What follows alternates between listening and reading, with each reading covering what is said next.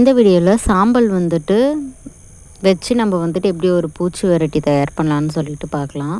சாம்பல் வந்துட்டு நம்ம வீட்டில் இருக்கிறதே யூஸ் பண்ணிக்கலாம். அப்படி இல்லைன்னா சாம்பிராணி அதெல்லாம் போடும் பொழுது நமக்கு சாம்பல் கிடைக்கல, அது வந்து எடுத்துக்கலாம். முதல்ல இந்த செடிக்கு வந்துட்டு பார்த்திங்கன்னா நீங்கள் கீரைகள்லாம் வந்துட்டு ஏதாவது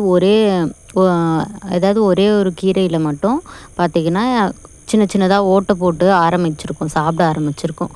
ஸோ அதுதான் வந்துட்டு கரெக்டான டைமு. ஸோ நீங்கள் வந்துட்டு அதோடு நீங்கள் எதுவுமே பார்க்காம விட்டிங்கன்னா அது ஃபுல்லாக வந்துட்டு பூச்சி வந்துட்டு 2 நாள்லேயே மொத்த இலையும் கீரை எல்லாத்தையும் சாப்பிட்ரும், வேஸ்ட் ஆகிடும். ஸோ அதனால் ஏதாவது ஒரு இலையில் வந்துட்டு அது சாப்பிட்ட மாதிரி இருந்துச்சுன்னா நம்ம உடனே வந்துட்டு சாம்பல் வந்துட்டு இப்படி பவுட்ரு போடுற மாதிரி போட்டுடணும்.